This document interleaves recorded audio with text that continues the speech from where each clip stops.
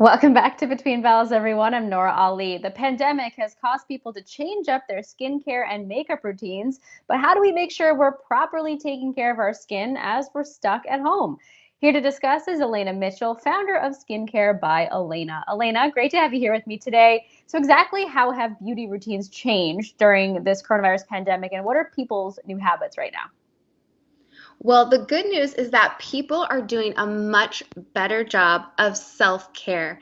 So those habits include properly and thoroughly cleansing your face. So facial brushes, cleansers, those have really increased sales-wise. People are purchasing those more now than ever. And I want to tell you, if you are only washing your face once in the evening and you wear makeup, you are not properly cleansing your skin. You want to do at least two cleansings on your skin and face to remove all that makeup and sunscreen and things that you might be wearing. Would you also recommend that for people who might not be wearing makeup at home right now, still wash your face, do those two cleanses per day?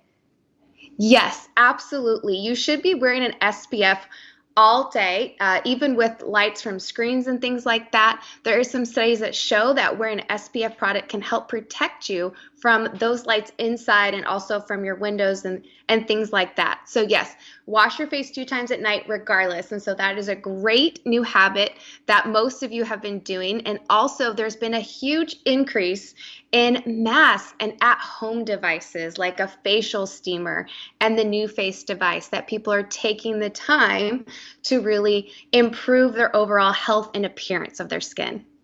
For people who are maybe trying face masks for the first time, I've heard anecdotally this causes people's skin to break out. You're just not familiar with it. What are some steps people can take if their skin just isn't reacting that well to face masks? Well, I always recommend to do a test patch, particularly for 24 hours. So you want to go right here, maybe on the neck. Also this area here in the cubital is very sensitive. So if you put that mask on your skin and you don't have a reaction, just a little test spot right here for 24 hours, then you should be completely fine to apply it to your skin the next night all over your face, and you shouldn't have any issues.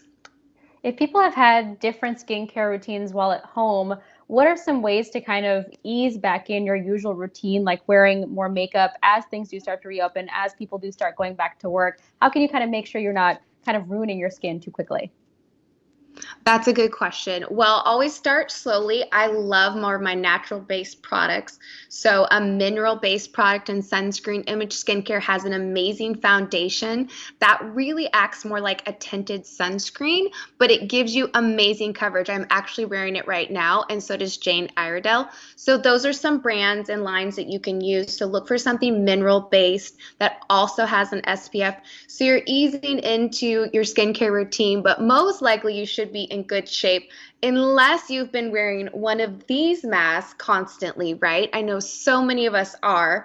So I highly recommend doing something that's petroleum based on your skin, particularly in this area, before you're wearing your mask.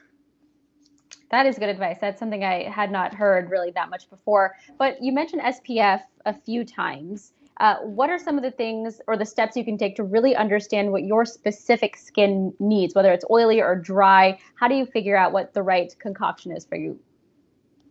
Well, FDA regulates anything that has an SPF on it.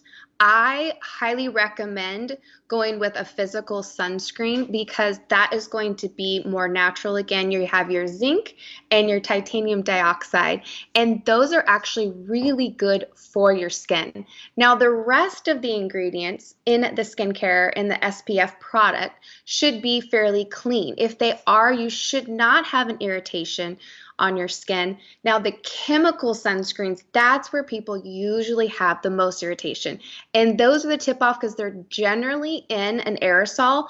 However, if you flip over the bottle, the very top, it'll have drug facts, active ingredients.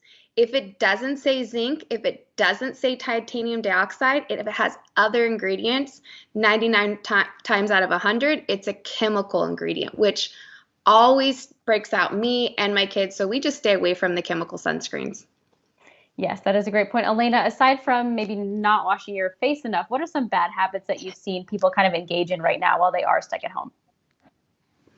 I've seen a lot of people just looking into the mirror and probably picking at their skin and extracting things and doing things that they should not be doing, that they should leave to a professional. Like I said, just getting in there with instruments and tools. So I really want all of you to just don't pick at your face.